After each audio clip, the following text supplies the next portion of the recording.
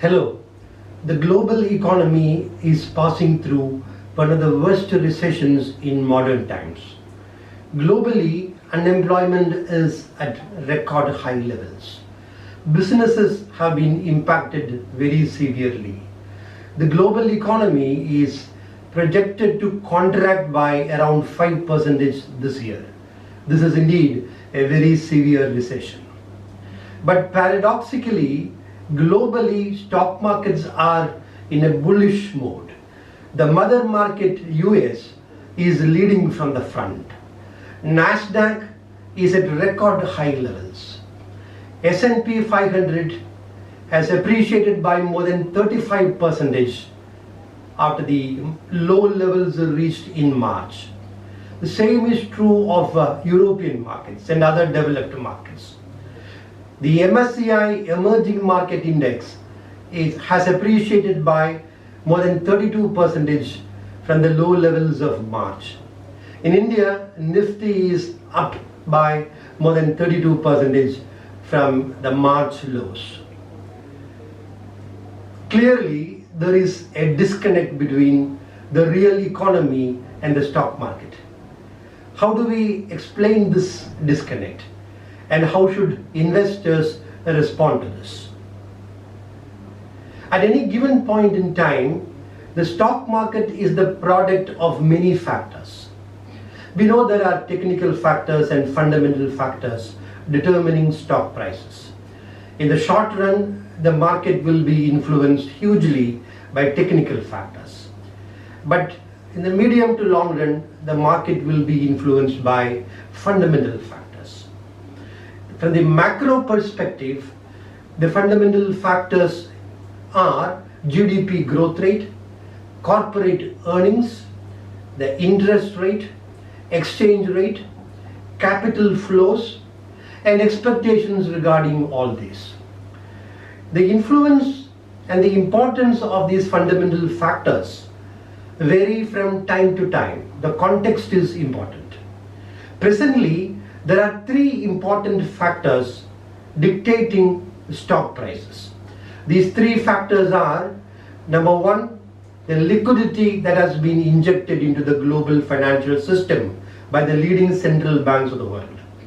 Second is market expectations regarding growth recovery and earnings recovery in 2021.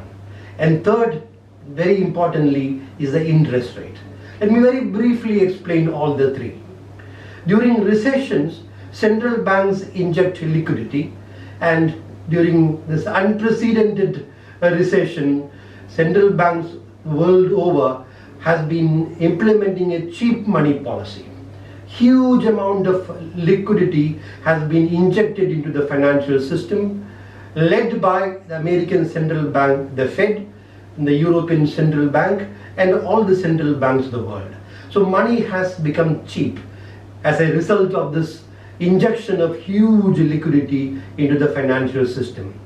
The Federal Reserve's balance sheet is expected to explode from around $4 trillion in April to around $10 trillion by December this year.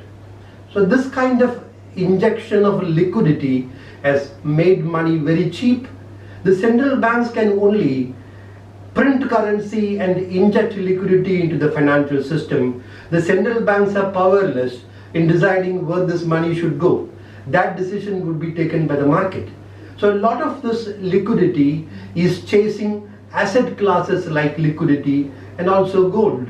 And that is one of the reasons why the markets have gone up hugely, paradoxically, disconnected with the real economy. That is why there is a global consensus now that this is a liquidity driven rally. Secondly, market has always its expectations. And looking at the market movements now, one can conclude that the market is expecting a rebound in global growth and corporate earnings in 2021.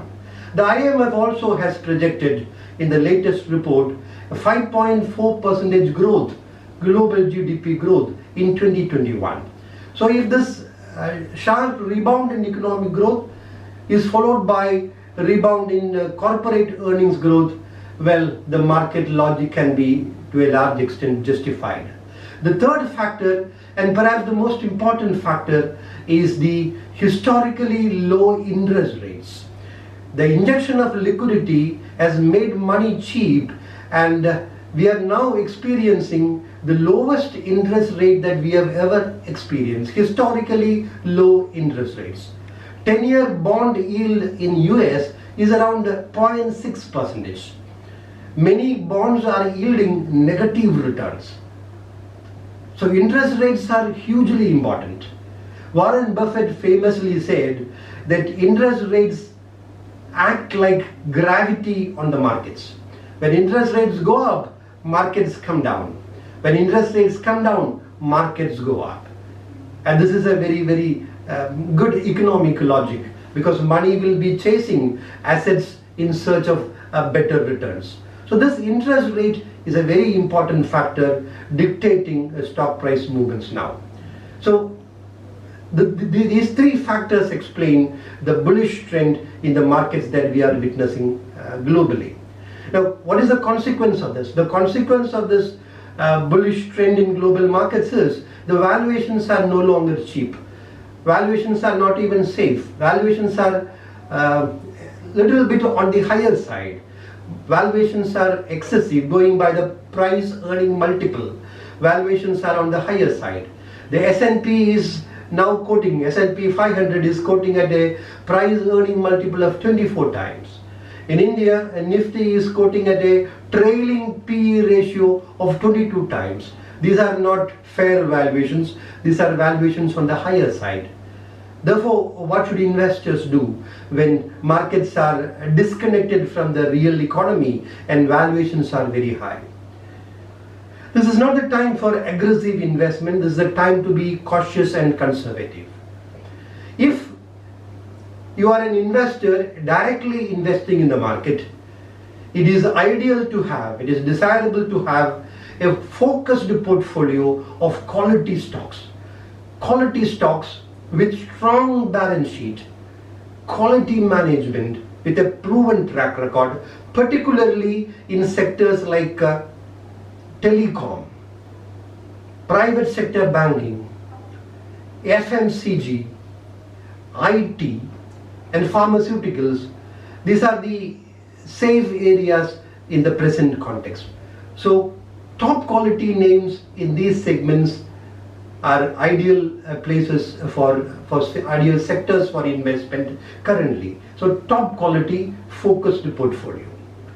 If you are an investor investing indirectly through the mutual funds route, it is very important that you should continue to invest, remain invested, because you can never time the market. No expert in the world can time the markets.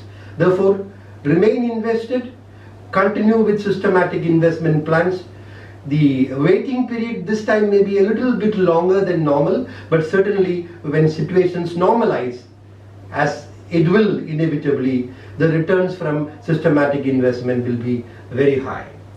Thirdly, a large number of new investors have come to the market recently, in recent times, retail investors. And many of them are buying low-grade stocks, penny stocks, cheap stocks, without looking at the fundamentals, without knowing much about the market. This is a very dangerous trend. Investors should avoid penny stocks. Avoid penny stocks like the corona. Don't touch them, because in the long run it will be extremely damaging. So this is not the time to be aggressive in the market. This is the time for caution. This is the time for a conservative investment strategy. Invest safely, stay safe. Thank you.